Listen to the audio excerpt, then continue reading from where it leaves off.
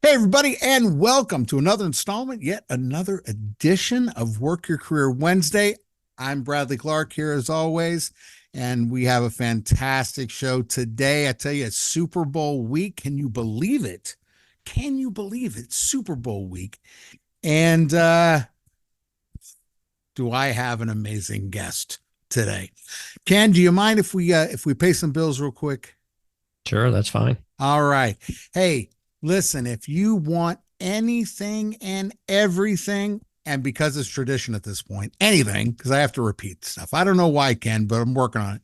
Anything related to film, television, podcasting, and now audiobooks, get in contact with Steven Saldana over at White Husky Films. I'm telling you, he is incredible. Music videos, TV shows, commercials, podcasts, and yeah, getting into audiobooks, if you can believe it. It just absolutely fantastic. The number is on the screen, and if you're listening, go to www.whitehuskyfilms.com. Dream, create, record in that order. And when you choose White Husky, you'll be so glad you did. And of course, our amazing sponsor, Jane's Physical Therapy, the premier home care physical therapy specialist. We are still looking, okay, we're still looking for physical therapists and physical therapy assistants in the New Orleans area, the Laplace, Metairie, and Ponchatoula area. Let me tell you something. If you've been around physical therapy for a long time or for a short time, if you got your master's or you're a DPT, let me tell you something, or PTA. I'm going to tell you right now, Jane's Physical Therapy is where you want to work. Incredible patients first, staff first. Casey Janes, not for nothing, is just a dynamic individual, and what he's been able to do in the past 9 years and counting with a JPT is absolutely fantastic. So go on LinkedIn, look up Jane's Physical Therapy, Jaynes Physical Therapy, and coming soon, get this, Ken, janespt.com. Now I'm helping recruit on this, so please send me an email. You can go to Bradley at janespt.com, or you can go to Bradley at whitehuskyfilms.com, or go on LinkedIn and shoot me a message. We're actively looking for dynamic and amazing physical therapists. If you have home care experience, great. If you don't, great. But we're looking for PTAs, we're looking for PTs, and we're looking for you. So get in contact with me right away. And just real quick, Ken, I got to tell you, there is an amazing band out of Houston called the TV Dolls. Can you see that? TV. Let me tell, oh my gosh, these guys, they are incredible. Their music spans the decades. And I'll tell you, the lead singer and the guitar player, check this out, Ken. He's got a 69 Fender Jaguar. And his other guitar player, Marie, she's got a 64 Fender. It's just, the tone is amazing. Anyway, great music. Check them out. TV Dolls. You'll be glad you did. Now on with the show. Ken, is it okay if I read off some accolades? Sure, Is go that all ahead. right if I go ahead and sing your praise a little bit? Now, as you're familiar, we have to, our guest credits are so long, which I'm so happy about, but I have to read them. So please bear with me, guys. But Ken Crippen, Ken has researched and written about pro football history for over 30 years. He began writing early on and developed a passion for sharing the knowledge and experience that he learned along the way. He's published works including being the solo author of 2 books, as well as being the managing editor or contributor for 4 additional books, and has written hundreds of articles on pro football history. His work has appeared. I love how you say it's appeared. Okay, Ken is the go-to for the New York Times. If it has something to do with the NFL, Ken Crippen is their go-to. But he's been in publications such as Sports Illustrated, National Football Post, the Packer Post, the Coffin Corner, and Cold Hard Football Facts. Gosh, over the decades, he's interviewed some of the legends of the game, including the Pro Football Hall of Famers, and he's been interviewed by the Wall Street Journal, Rolling Stone, Deadspin, ESPN Radio, Fox Sports Radio, the History Channel, and Work Your Career Wednesday. Ladies and gentlemen, without further ado, please welcome Mr. Ken Crippen. How are you, sir? Well, how about yourself? Not bad. Not bad. Thanks so much for coming on. Thanks so much for coming on. And me. oh man, I'm so excited, because I listen to your podcast, and I appreciate it. I really do. And you've had some amazing folks on, Amy Trask, who, you talk about 6 degrees of separation, right?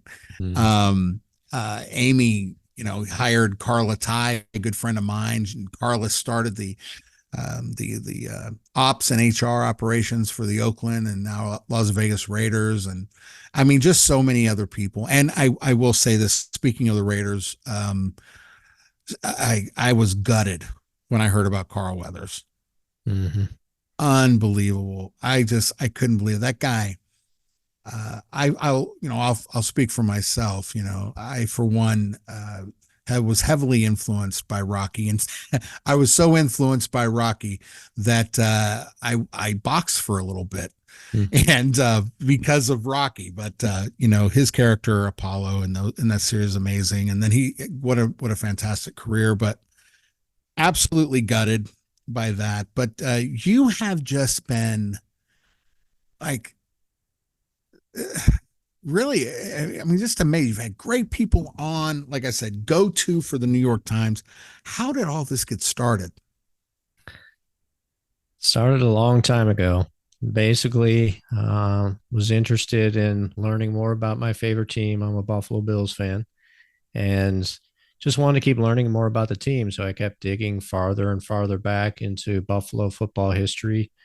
Became more and more of a passion. So the farther I went back, the farther I wanted to go back and continue going and continue digging. And that's pretty much how it all started. So I put together a website on Buffalo football history, and things just kind of grew from there. Well, so who were you writing for before? Or were you a sports columnist, or? Most of the writing I had done in the very beginning was for my own website. I would occasionally write for a few other websites. But then once I got heavily involved with the Professional Football Researchers Association, started writing for their magazine. And then that just kind of grew, especially as I moved into a leadership role there. It just kind of grew. And so all the media requests would come in from all kinds of outlets. I'd be doing the interviews for there, and it would just keep expanding. Wow. So always an interest in sports.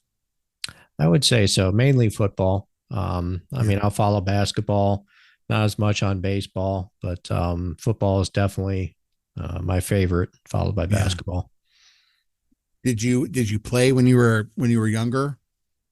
I did sandlot football when I was younger. Oh, so just getting out there and no pads, no nothing. Those were the days. Go out there and beat the heck out of each other. And then when I got into college, we got a lot of the guys on the football team together and we'd play. So just going out there and playing with whoever's available. I remember when I was a kid, I went to Marin School in California, Northern California. And I'll never forget it. We always used to play, you throw the ball and, you go and you tackle and then you get tackled and stuff like that. Not necessarily teams, or then we'd have teams like sandlot football. I remember one time it was raining so hard, so hard, and we played anyway. And my grandfather picked me up one day and I'm covered head to toe in mud. And he's like, "What is wrong with you, boy?" And I said, "I don't know. I had to play football." So I've loved football too for forever. So you're a Buffalo Bills fan, and now are you from that area? Originally from the area. I was born up there, lived there for the first 7 years or so before moving here to Philadelphia. And just stuck with the Bills. You're like, I'm not doing it. I'm not gonna It's be an in my Eagles blood. fan. All my family's Bills fans as well, so it's in my blood. Wow. Used to be a season ticket holder, so I'd always go up to the games. So how did you get involved with I'm sorry, the organization escapes me, that you wrote for? Professional Football Researchers Association. How'd you get involved with them? I had talked with the executive director at the time, Bob Carroll, Mm. helping with the research that I was working on with the early football history in Buffalo. Mm-hmm. So then I joined the organization, and I knew Bob was getting older, his health was failing, so I volunteered to step up and be his assistant. And then when he passed away, I took over as executive director, then president. So it's just something that grew over time, and I was leading them for 15 years. But that's how it started. So you had to step into that role, sort of inheriting uh, that mantle. Right. And, he was Yeah, training me to be able to take over, knowing that yeah, at some day that was going to happen. So he prepared me the best he could, but obviously there's a lot of stuff that, you're not going to be able to learn. right. But the guy was a legend in the industry. And so, those were huge shoes that I had to try to fill. And I did the best that I could with what I had. What was the most difficult part about stepping into that role? I'd say the biggest thing is there really wasn't a lot of structure. It was kind of run as if it was more of a hobby than a business. Mm, And in order to be able to grow as a business, you need that solid foundation. So, for several years, the first thing I did was try to put in that structure so we had the solid foundation to be able to grow and expand the organization. So, that was probably the biggest thing. And, it's all unsung work that you do, all behind the scenes, but it's important work in order to be able to set things up. And, toward the end, we had 25% growth in 1 year. It's mm. been growing and expanding a lot since I retired, and yeah, it's been doing very well. So that happens sometimes, especially when, there's been, a long-term leader, right? That gets into a business, and maybe they didn't even think of it as a business, but it is a business. And then someone else comes in with some more vision and forethought, and that's what it sounds like you did. You're able to come in there and see what needed to happen and make it into something really, really great. But it was great already, but Yeah, I mean, he had been leading it since it was founded in 1979, and this yeah. was 2006 when I took over or became Geez. the assistant. And then 2009 is when he passed away. So he had been doing it for a long, long time. That's not a lot of time. That's not a lot of time to learn. You know what I mean? And Yeah. then take it over. I mean, that's really awesome. What kind of what has, sort of being inside of football, of the NFL, what's it afforded you just personally? What was that again? What's it afford what have you gained from it? I'd say the experiences of interviewing some of these players. Yeah. Uh, I mean, I think that's the biggest thing is because you get these stories, you get these personal connections, and Yeah. there are things, experiences that you get out of that will always be with you. And, there's Touching always, history. yeah, I mean, there's always positives and negatives as far as experiences with different people. I mean, you're going to get that, but you learn a lot, especially when it comes to interviewing. You learn a lot about just how to talk to people, how to Yeah. get people to open up. how to try to draw some things out of them. And every interview you do, I mean, you know this, every one that you do, you gain that additional experience. You're working with a different person. And so there's different challenges as far as trying to bring information out of that person, especially if you haven't established a relationship beforehand. Right. You're just going in cold. They don't know you. You don't know them. Now you got to say, okay, open Yeah. up and tell me everything. Right. Exactly. And you know, and they don't know. You might just be another part of the media that has either hurt them or helped them, you know, and not until later what's something off the top of your head that, you know, one of the most difficult interviews that you did? There was one, Dr. Z. Dr. Z. Now who's Sports that Illustrated. for? He was a guy that wrote for Sports Illustrated, longtime writer, Pro Football Hall of Fame selector, stuff like that. He was known as being, let's just say, gruff. So he was the most difficult person that I had to talk to. And in my history of hundreds of interviews, it ended up being he's the only person I hung up on. No. During the interview. No, are you serious? Yeah. Man, don't mess with Ken. we ain't playing that today. My goodness, was it more or less like who are you kind of thing? It was more of he was degrading me and people like me and the work people that we like do. You. What does that even mean? People like, he's a sports writer. Yeah. Well, he did not like historians.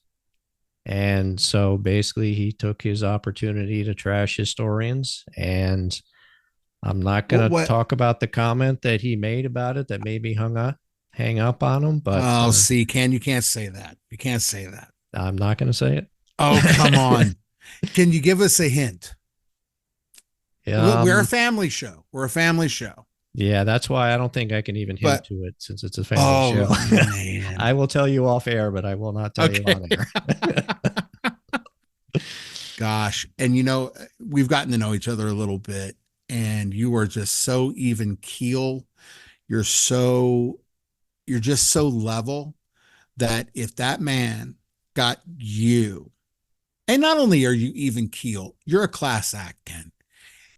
To have that dude get hung up on by you, oh, it must have been bad. I tell you what, everybody listening, I'll find out and I'll relay the message. With Ken's permission, of course. It's off the record. Off the record. Who do you think? Now, okay, so sports writers, and that's really interesting. I wonder if so he didn't like historians. I wonder if he was of the opinion that he writes the history. He was. He had the attitude, like as a Hall of Fame selector, that he should be the only one picking the people for the Hall of Fame. Nobody else knows as much as him. And so he should be the sole selector. As you would. Of course. Wow. So you and I have well, you obviously more, but both of us have connections within the NFL. And but your career is just incredible. What would you say that, I don't know, there's a common theme with a lot of people, right?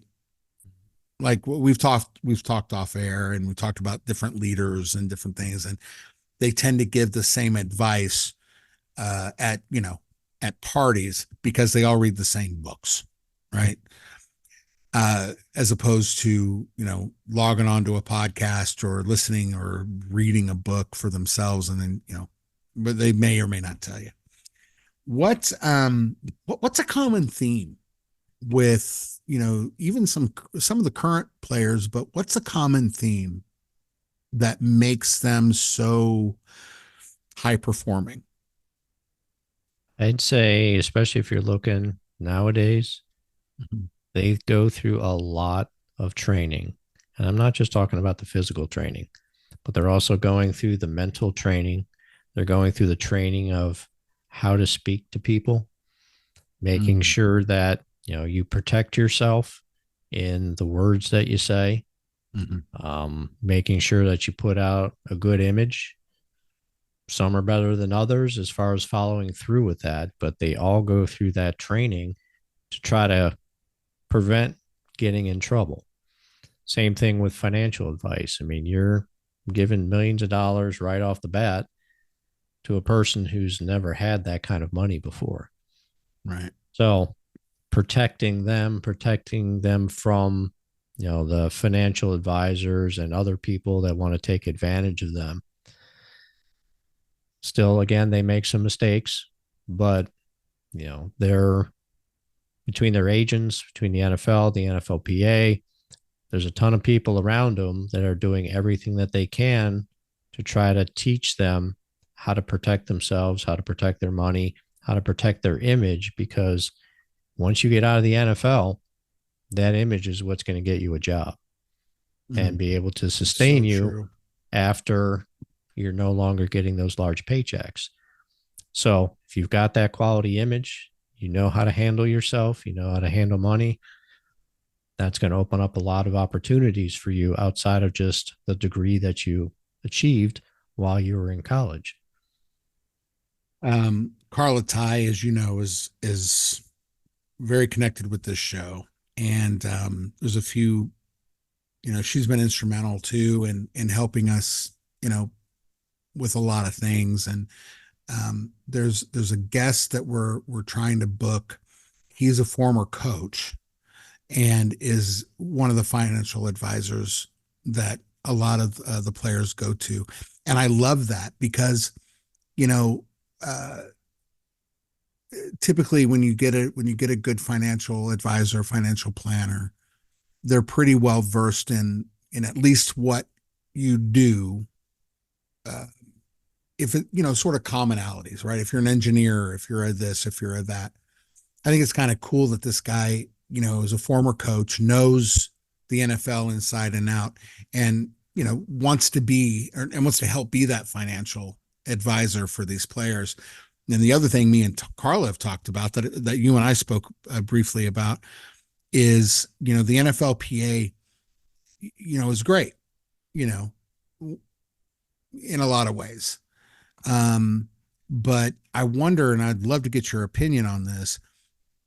Are they as effective as they could be in terms of, if I could say, even branding within within the NFL with the players of the NFL to actually get them to go or sign up for the classes, for the financial classes, or because that's another thing that's kind of that's not great sometimes is the NFLPA has a lot of stuff to offer, but not a lot of the players take advantage of that. What are your thoughts on that? Yeah, I mean, I would say regardless of how good their program is, there's always going to be room for improvement. I mean, Sure. they do force rookies to take these classes at, each of their facilities. So there is training that's going on. How much they're paying attention to it, is a different story. Some are more active and listening and trying to take in the information. Others are not. But yeah, I do agree that there's always going to be that room for improvement in order to explain what their benefits are, explain what their options are, explain how to avoid being taken advantage of, by everybody who's got their hand out now that you've got these big paychecks coming in. Oh man, and that's so true. When we had our first hit, you would be shocked at how many relatives I Mm-hmm. had, You got a right? whole lot of new cousins, right? Whole lot of new cousins, don't you Mm-hmm. know that? I mean, a couple of them I ended up interacting with, and they were so fantastic. I became friends with them, Mm-hmm. but they were not related to me. You know what I mean? Mm-hmm. But what about the real ones? What about the real family? That, oh gosh, man, that is so true. That is so. I mean, I always had this idea. Um, you know, having the right spouse, having the right wife is very important. Uh, are there what about having these financial classes that the wives attend? Mm-hmm. I mean, You that would know, definitely be beneficial. I mean, not right? I only mean, it's just better the than not going at financial. all, right? I Yeah, I mean, mean, not just the financial stuff too, but all of the other benefits that go along with being a part of the NFLPA. And then right, when you're a retired player, all of your benefits that you have there. Um, yeah, spouses definitely need to know about all that because, say something happens to the player or former player. right. The spouses need to know, what can I do in order to be able to take care of this person. So, yeah, I mean, absolutely, I would include spouses in that. what about like we'll say rookies, for example. People don't understand that a lot of these rookies are getting paid per game. Mm-hmm. You always hear about the contract, right? You always hear about this, but people don't know what's in it. Mm-hmm. And if you're getting paid per game, which that's very common, you know, and you don't know how to deal with that, Mm-hmm. you know, my thing has always been like, for example, Work Your Career Wednesday couldn't happen without a team, and we have and are adding some of the best in the business that believe in what we're doing, you know. Uh, if there's a spouse involved and a player can't make those meetings or those financial classes, um, the wives have got to get involved and should be encouraged to get involved. That way, you're going to have, it's going to be so much better, and you're actually going to have participation. Ken, stick right there. We're going to come right back in a couple minutes, but stick with us. We're going to get into the Super Bowl. We're going to get into some behind the scenes NFL stuff. So stick around. We will be right back. Jane's Physical Therapy has immediate openings for full-time and part-time positions. For home healthcare physical therapists and physical therapy assistants, we are actively looking in the New Orleans and Lafayette areas. Call Bradley Clark at 713-364-8777. Join us at Jane's Physical Therapy, and let's help Louisiana get back to living life. Hey, everybody, and welcome back. We're here with Ken Crippen, man. This is so cool. This is so cool. We're going to get into the Super Bowl here pretty soon. I want to get his picks, and if anybody would know, it'd be Ken. I'd take it to the bank. But you've been around some of the most legendary. I mean, just listening to your podcast. I mean, dude. Like, wow. I said dude again. I'm sorry. I keep saying dude. You know what? We're old friends at this point. I'm going to say dude. No but, worries. but, you've just interviewed and know very well some of the legends of the game. I mean, do you have like a funny story about one of them? Yeah, I would say this was when I was going to interview Dan Rooney, owner of the Steelers. I was at his offices to interview him in person. What's interesting is when you are at the facility and you walk up the stairs, when you get to that second floor, it opens up and you see a room, glass on two sides of that room, and it's got all the Lombardi trophies in there. Black background so that all you see is those Lombardi trophies. Oh, so that sets the stage. And then you're walking down the hallway and they've got team photos all down the hallway as you're getting into the office area. What was funny is when I was sitting downstairs before they brought me upstairs, this was the first day of training camp, or actually the first day of OTAs. And this was Mike Tomlin's first year with the Steelers. Oh, wow. And so I'm sitting down there. Troy Polamalu walks by, says, "Hey, how you doing?" It's like, Hey, what's up? Go upstairs, get in the room in Dan's office, and he's got an office where there's a little balcony there, and it oversees the practice field. So he just walks out of his office and can watch practice and stuff, and then walk right back in. Um, we're in there talking for a little while. Mike Tomlin walks in. He's like, "Hey, how you doing?" It's like, "What's up, coach?" Talking to something with Mr. Rooney, and then walks right back out again. And Dan Rooney's telling me about the story. I don't know if you've heard of the Nelson Ross manuscript, but this is somebody had walked into the Steelers offices with a manuscript that they had written. And in that manuscript, detailed the first professional football player, Pudge Heffelfinger. Nobody knew that this had existed. So this is groundbreaking research. The guy walks into the office, hands it to Dan Rooney. Dan was, he was probably a lot lower level. Met with the guy, talked to him for like 15 minutes or so. The guy walked out. And then Dan's reading this manuscript and realizes what he has in his hands. Gives it over to the Hall of Fame, and they were able to do more research and dig out, and they actually have the ledger sheet that proves that this guy was correct. It shows Pudge Heffelfinger, $500, November 14th, November 12th, 1892, first professional. No idea who this guy's name is. They just gave him the name Nelson Ross because they have no idea what his real name was. And since then, nobody has ever been able to find out who wrote this. A lot of people have tried to dig up who they think it is. A couple of theories are out there, but nobody knows who wrote it. Yet it defines what we know about pro football history right now and the first professional athlete. Speechless. Yeah. And Dan's just like, wow. He just walked in, gave it to me, and then walked out. So the guy, there was a person that walked in with this research, right? Gave it to him and walked straight out. Yep.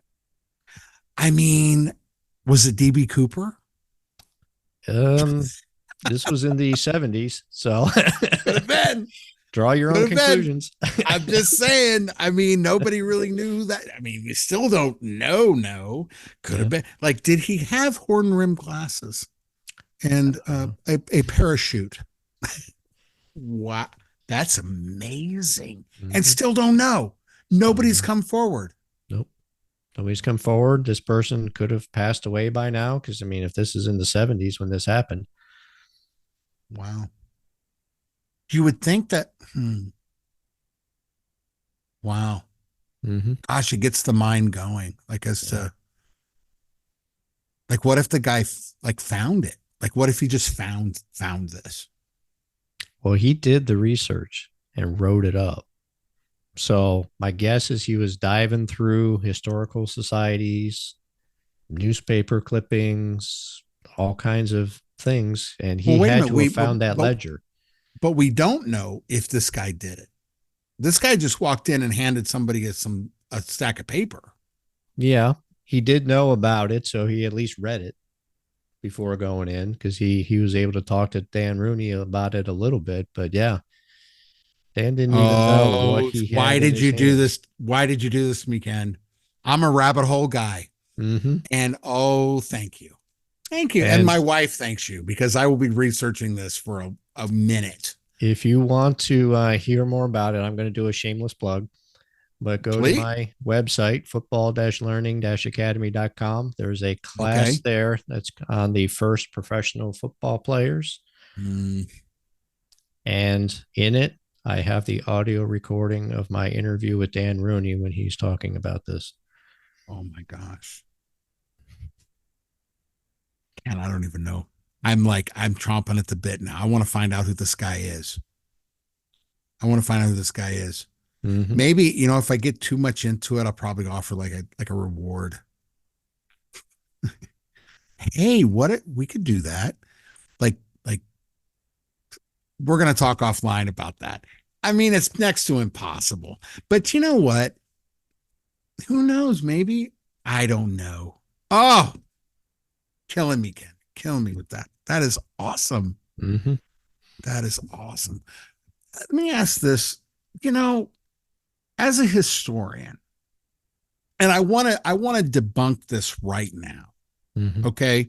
So you've seen online, we live in an age of cynicism, really awful cynicism. Mm-hmm. And whoever they are, if this was their goal, they've done their work well. Because, one of the last bastions of of Regal, I played baseball, you know, you don't know who's going to win. I don't care how many garbage cans somebody's banging for the Astros. Don't care. You still got to hit the ball. Really matters nothing to me. And by the way, it's nice to win. I mean, shot heard around the world. I'm just saying we're not the only ones that have done it. Are you going to take it away? No. But sports, there's something to be said for bread and circuses. There's something to be said for all that. There's so much going on in the world. I feel like we're living in a society, that people have been lied to so much that, they're so tired of being lied to that they'll swallow a half truth and call it a day. Mm-hmm. Right? Not realizing that a half truth's a whole lie. Now, what do you say to the people that, they've just been hurt by whatever it is? It could be whatever, that says that, the NFL is scripted, that the NFL, it's like the WWE. I don't see how it's even possible. I mean, aside from some ref calls tuck rule. Let me tell you something, Ken. I was in therapy a long time with that. I still, you know what I mean? Like you're I'm welcome, a Bills Tom Brady. fan. I know pain. You're welcome, Tom Brady, for the tuck rule that went away the very next season. But I digress. Mm-hmm. What would you say to those folks that say that it's scripted? That say that essentially, if you can't believe football, you can't believe anything. What would you say? I'm not a conspiracy theory guy. If it's scripted or not, I don't know. I enjoy watching games. Yeah, there's questionable calls, but you have to look at it too, is that people are human. People are going to make mistakes. And have you ever been down on the sidelines, or at least in the lower seats, and watched just how fast the game goes? It's different than sitting and watching it on TV, or if you're higher up in the stadium watching the games. It's not that fast when you look at it from there, comparatively speaking. You get down on there, sidelines or the lower seats, you see how fast things are happening. Mm-hmm. I know if I were out there, I'd be missing calls left and right. So I don't blame them for missing things that are a nanosecond, one way or another. It's going to happen. I mean, these people are saying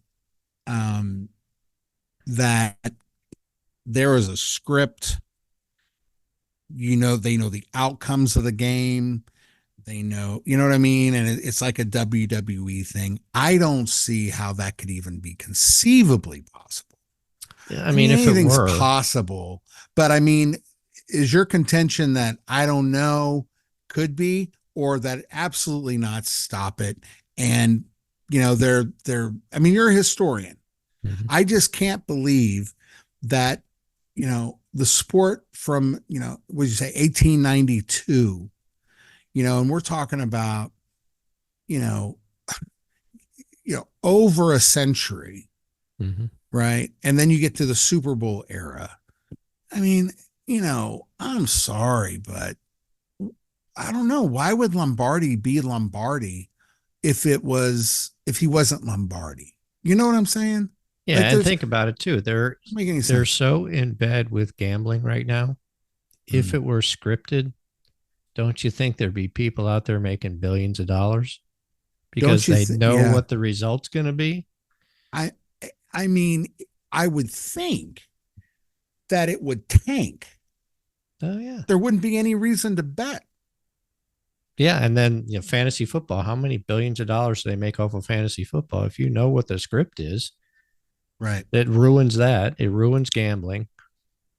People It aren't going ruins to be all of it. interested in watching the sport. Right. Exactly. Yeah, I mean, Exactly. it was fine for wrestling because people knew for a while it was scripted, and they came out and says, "Yeah, it's scripted," and I mean, people enjoy that entertainment. was So there a sports book on wrestling? Is Hulk? I mean, there may be. they bet on But everything, so I'm pretty yeah. sure that people were betting on it until they found out it's scripted. But Exactly.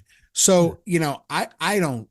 So your contention is there's no way it is. But barring bad calls, yeah, I'm the same way. I'm the same way. I mean, barring bad calls, if it was scripted, now things happen in wrestling, where people get hurt and they get hurt very badly and sometimes lose their life. Owen Hart is a perfect example. Mm-hmm. But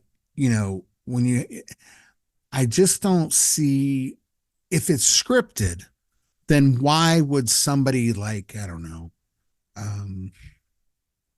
Marshall Faulk or Emmett Smith, why would you do that to your knees? Yeah. If it's scripted, and I know you got to go fast and what they would say is make it look real, it's very real. Mm-hmm. It's very real. I mean, you and I both know people that wake up in pain every single day from playing a sport, namely football, Yeah. So, I mean, one of the reasons why I formed the FLA is so that I could give back to a lot of those players that are suffering.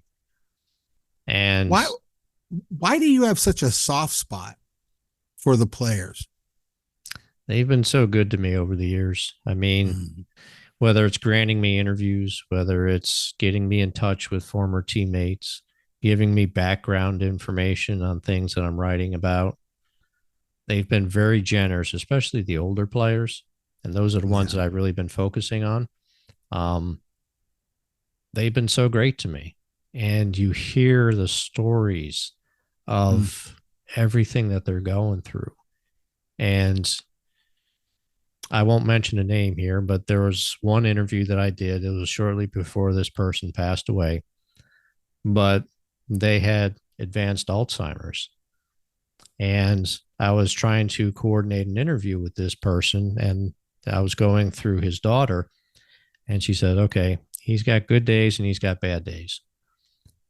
We have to catch him on a good day. And then you'll be able to talk to him a little bit about it. So it's one of those things where she called me up and says, do it now. do the interview now.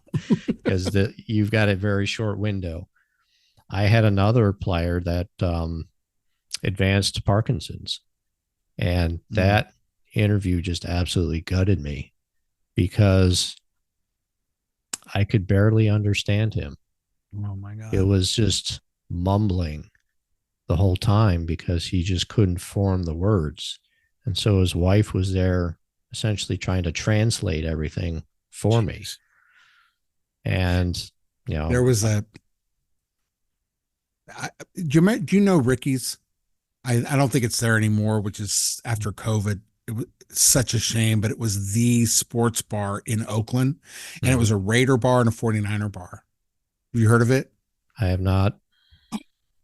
Oh my goodness. Well, when I think Ricky passed, it was, I met Kenny King there. Jim Plunkett was there.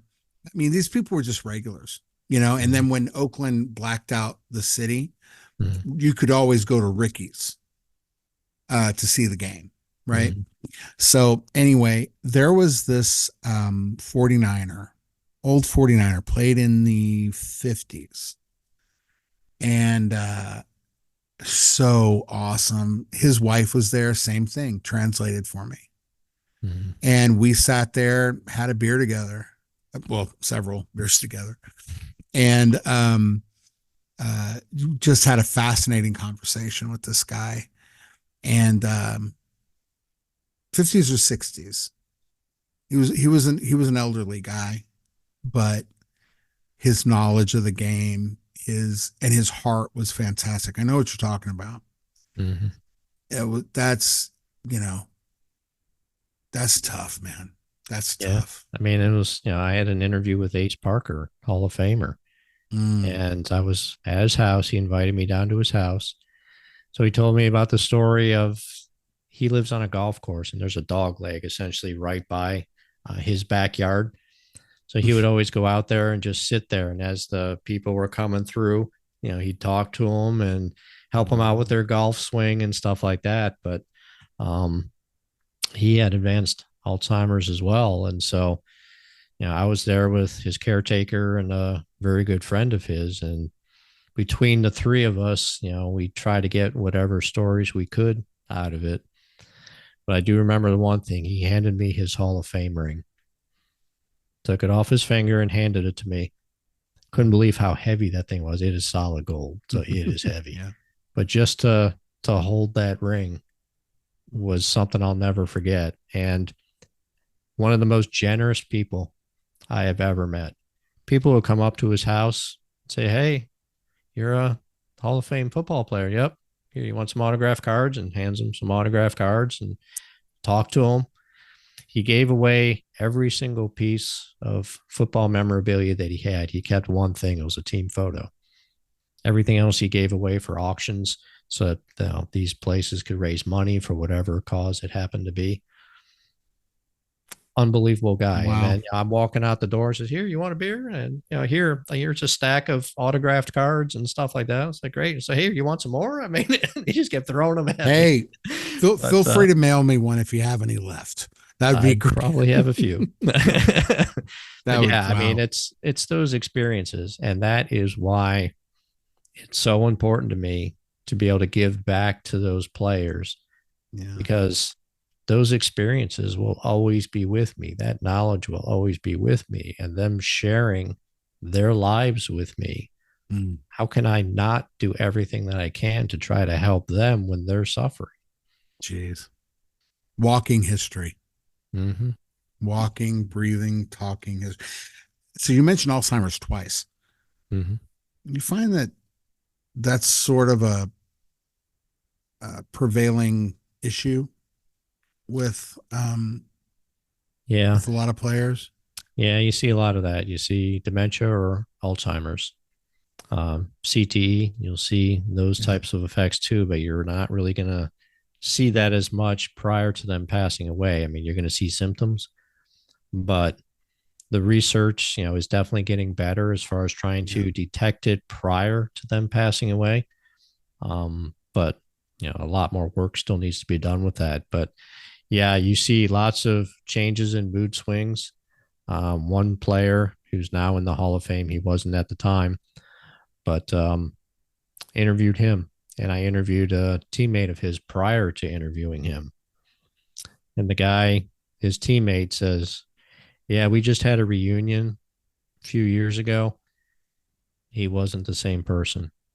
That very quiet, didn't say much, whereas he used to be a jovial person, talkative person, just clammed up at the reunion." And, when I had talked to this player on the phone, I noticed that, you can always tell when they have the short answers, not giving a lot of detail, they're not confident about their memory. So you can kind of see that as you're interviewing them. And yeah, I mean, he's since passed away, but yeah, I mean, it's tough. I do remember in that interview, this is another one of those moments that will always stick with me. He had his grandkids there visiting at the time. So I guess one of the grandkids had run into the room. And even though we were on the phone, I could feel him lighting up, smiling. And you can tell just in his tone of his voice that he was very happy to see his grandkid there. He could have just been waving and stuff too. Who knows? But the way he just lit up And then, after the grandkid, I guess, had left the room, it was back to the short answers, not a lot of detail, stuff like that. So again, it's one of those memories you'll always have doing this. And again, it's one of those reasons why it's so important to me to try to help these players. Well, and by you helping them, you are giving all of us an insight as well into really what it takes to do this kind of thing, Mm-hmm. and to be able to do what you do. I mean, there's a lot of good-hearted, great stories, but when it comes to the heartbreaking stuff, it's just heartbreaking, Yeah. And, you form a bond with these players, and then, especially the ones that have advanced illnesses, they pass away, and, Yeah. it's like a passing away of a family member because you've formed that bond with them. Well, it's certainly a friend, Yeah. I mean, so, and that's can be just as devastating. Um, Gosh, wow. It just, oh man, touches my heart, man. Really does. Really does. I don't know. Are you writing an autobiography? I am not. No. I mean, hello, you should write it. Yeah. I mean, there's definitely lots of stories, and get more and more stories, as things Oh go on. gosh, But, I mean, if you're not thinking about it, you need to think about it. I think that would mm, be fantastic. Um, tell me about the FLA, Football Learning Academy. What's that about? it's an online school teaching pro football history. Basically, when I'm watching like the ESPNs and NFL networks and stuff like that, Mhm. it it's like football history doesn't exist prior to Super Bowl one, and I Right. wanted to change that. I wanted people to know that there are decades and decades and decades of pro football history, fascinating pro football history, fascinating people, fascinating teams that happened in those earlier days. So I want to be able to teach people about those days, about how the league got to where it is today. So I did that. Plus, like I've been saying, it's a platform to try to raise money to help those players that need it the most. So Mm. those were the two reasons why I formed it. So at the FLA, there's a bunch of classes and interviews and things like that. So I try to have a wide range of things that people can learn about. There's free classes there. There's the paid classes that, that's where we take the money to give to the retired players. But, I try to take all the stuff that I've learned over the last 30 years and try to boil it down to let people know what happened with this game over 100 years, 150 years that it's been around. Mm. This is so fascinating. I'm looking at your website right now. Well, I'm looking at kencrippen.com. Um, and just fascinating. If you want to learn more about the FLA, you can go to kencrippen.com. Send him a note. You can get in contact with him there if you want him to speak, if you want him to really to do anything.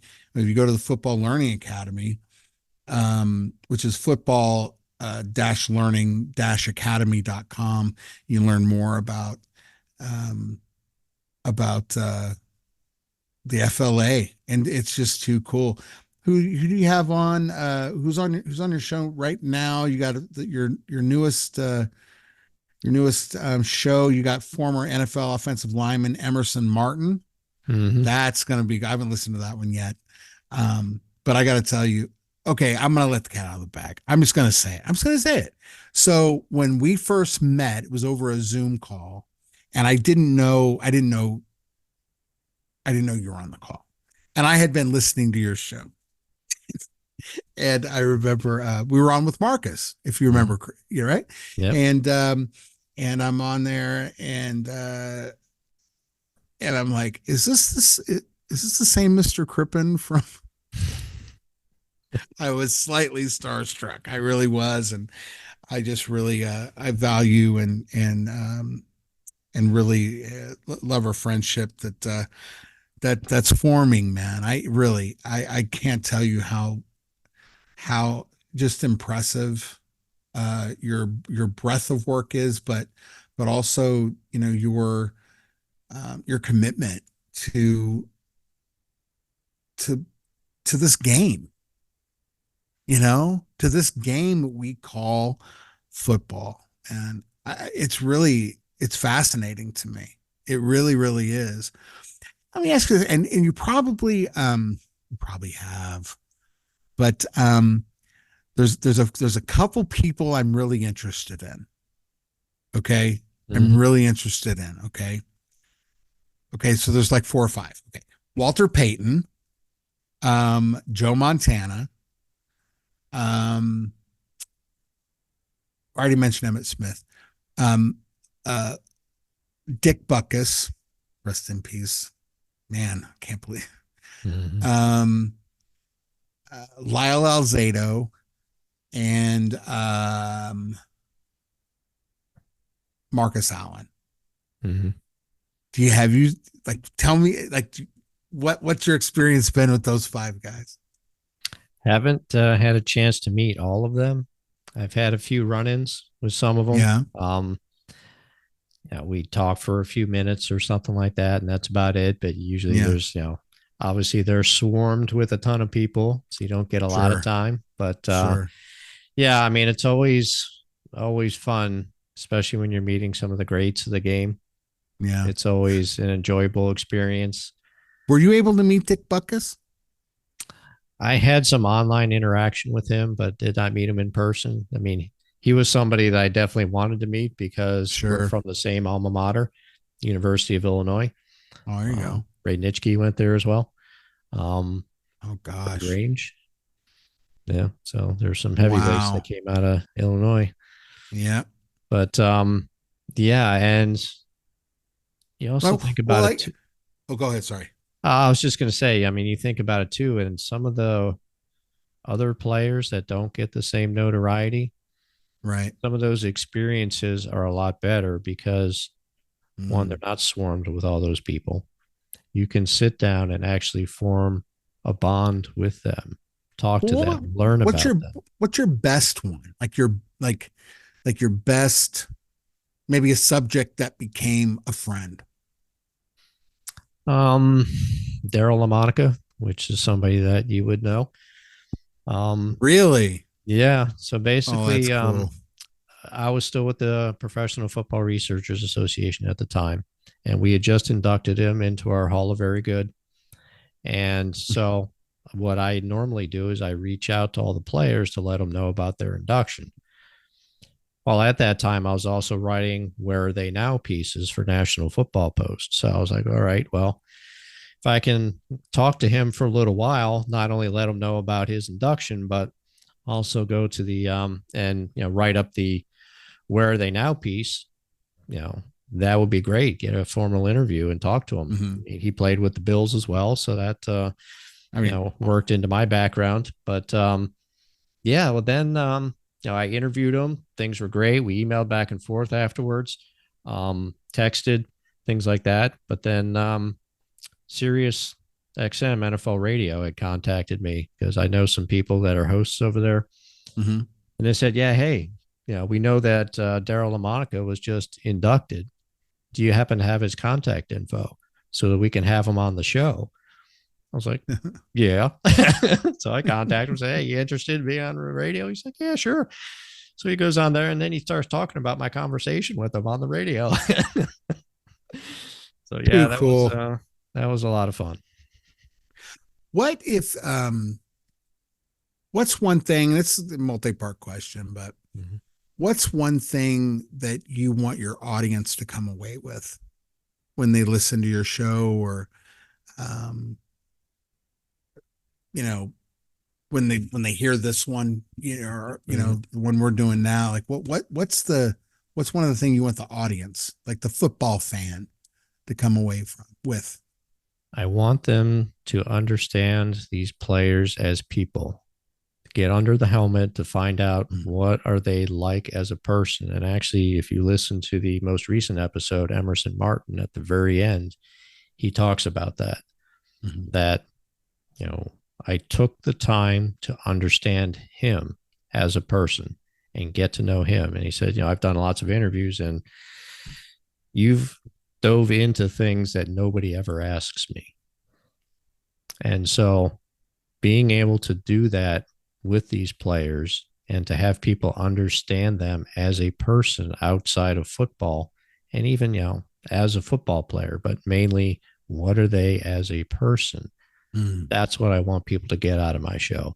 Yeah, there's a pro football history nugget of the week that I toss in there to give them some football history knowledge. But, with the interviews themselves, I want people to learn about these players as people. What do you want people to know about you? That I care about these players, that this isn't a job. This isn't something that I'm getting paid to do. This is something that I do because I love it. Because even if you were getting paid though, Ken. Yeah. I mean, I would still do it. I mean, if I got paid enough, then, I would just retire and just do this full time. Yeah. And that's what I would want to do, because I want to get more of these stories out there. I want people to learn about the players, the teams, the history, how things evolved, stuff like that. So it is a true passion of mine, and also giving back to these players is a true passion of mine. So combining those two together at the FLA, it will be a dream job to do that full time. Well, I, for one, am very interested in you. Thank you. I mean, absolutely fantastic. The way you cover these players, the way, where your heart is with these players is fantastic. And it's beautiful, really. And and thank you. Thank you, really, seriously. I just think it's absolutely wonderful. And I don't think it would have the impact that it does if it wasn't for your heart, because you can tell, you really can. A lot of people do podcasts. They do it because, I want to have a podcast. I want to be famous. I'm not concerned about being famous. I'm not concerned about, becoming the next Pat McAfee or something like that. If I had that audience, that'd be great, because these players' stories are getting out in front of more people. Don't care about it being with me. I care about these players' stories getting out there. And so that's why I do this. That's why I put all the effort into it, to try to make it the best that I can possibly make it. I'm just happy you're the first Ken Crippen. That's what I like. Appreciate you. Guys, if you really, wait a minute. One more thing. Super Bowl. There's a game this week. There's a game. I heard there's a game this week. Yeah, I saw that in the rumor mill. Who do you like? This is a tough one, because I think San Francisco definitely has the talent to win this one. They've gotten off to slow starts in the previous two games. They're not going to be able to do that with Kansas City. So if they play like they play in the fourth quarter, I see San Francisco winning. They play like they were playing in the first couple of quarters, I see Kansas City winning, because Kansas City has now discovered that they can actually run the football. Pacheco's out there. He's doing extremely well with them. And the best way to neutralize San Francisco with all their talent, I mean, you got Purdy, you got CMC, you got Ayuk, you got Debo Samuel, you've got, Juszczyk. There's a ton of weapons there on offense. Well, they can't do any damage if they're sitting on the sideline. So Kansas City can run the football, And as long as they can continue to run that football, you don't give San Francisco the opportunity to go out there and score. So if San Francisco can play like they do in the fourth quarter of the last two games, I think I see San Francisco winning because they're going to put up those points. If they can't, then I think Kansas City will take it. And Taylor Swift will win again. She'll be hoisting the Lombardi. Can you imagine? You know that's going to happen. I know. You know they're going to put her on stage, and Travis Kelce's going to hand it to her to have her hold it up. That's right. That's right. Well, their market share has gone up to 380 million since Taylor Swift's been involved in it. But have you seen? I think it's 49ers.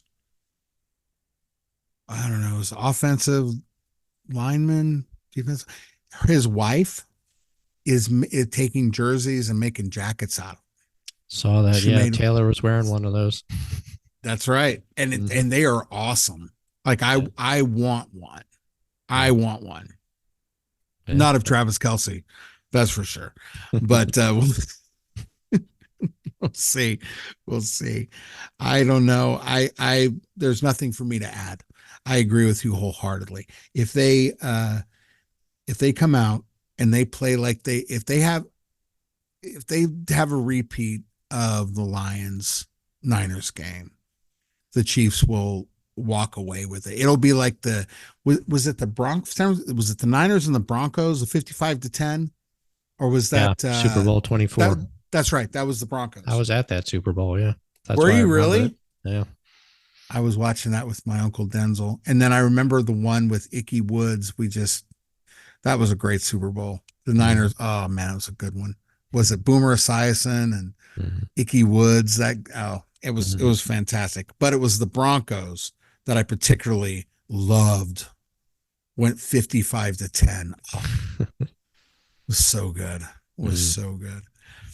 Ken, I am so thrilled and honored and blessed that you came on today. And again, if you need to enhance your football knowledge, I encourage you to go to kencrippen.com, go to the Learning Academy or the Football Learning Academy. Incredible resources. And Ken Crippen, what can you say? Ken, thanks so much for coming on today. And really, it is a true honor.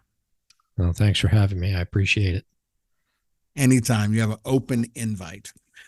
So for everybody at Work Your Career Wednesday, White Husky Films, Jane's Physical Therapy, I will tell you this, that I love you and God bless you. Let His face shine upon you and give you great peace.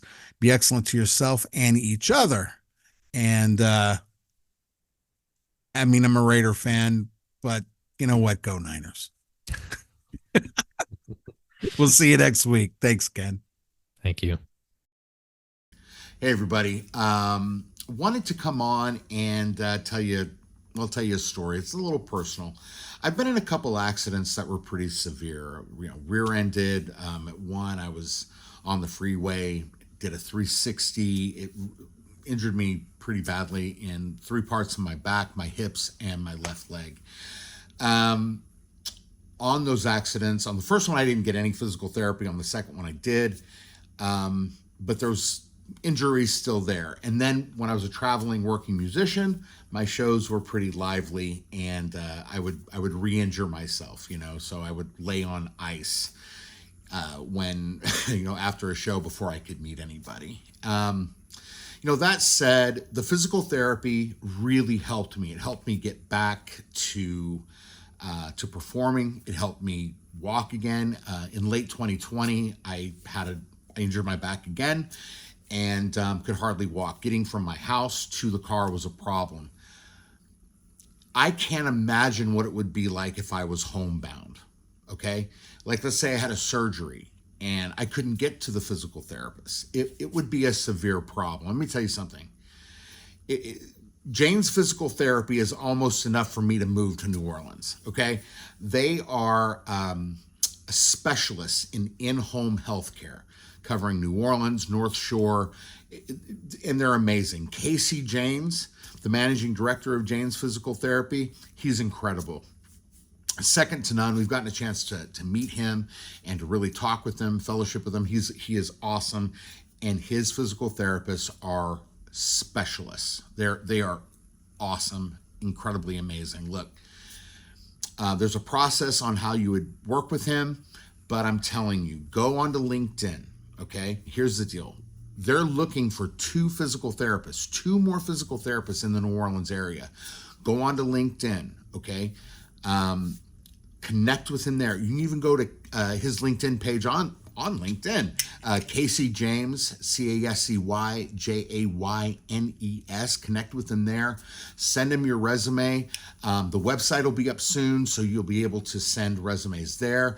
Or you can even send them to me. Go onto my LinkedIn page and shoot me a message. And, we'll even set up a conversation. But I'm telling you, it's an amazing opportunity. The money's great. And working with Casey is really incredible. Okay. He's got a really great network, and a wonderful staff of physical therapists that contract really all over. But for these positions, we're looking in New Orleans and in the North Shore area. I'm still familiarizing myself with Louisiana, but I tell you, you want to go to James Physical Therapy, JAYNES. As soon as the website's up, we'll let you know. Go onto LinkedIn. In the search tab, type in JAYNES Physical Therapy and connect with him. Follow his page. You will be so glad you did. All right. So I hope it's not too long, but let's get on with the show. White Husky Films. Dream, create, record. We create ads and promos for your business. We can promote your video on television, Facebook, YouTube, Hulu, and more. We do a full Google SEO analysis for you with any plan. Call us today at 305-744-1444 or visit our website at whitehuskyfilms.com. White Husky Films. You'll be glad you did. Oh, hi. I didn't see you there. Hey, if you like Work Your Career Wednesday and want to be notified every single time we have a new episode, like, share, and subscribe. Hit that notification bell. Smash it. Get a hammer and get it. And Yeah, that's fine. Too much? No, that's fine. Are you sure? Yeah, I love it. People want. Do you hear Steven in the background? I was just making sure I'm going to be okay. But get that notification going. And hey, we will be letting you know, or I guess YouTube will be letting you know, when the next Work Your Career Wednesday is on. So make sure you like, share, subscribe, hit that notification bell. Man, ding it, ring it, sling it, and bo-bing it. All right? And we will see you soon. Work Your Career Wednesday. Oh, great. I'm glad you stopped by. Be sure to get that subscription bell, and I'll see you there.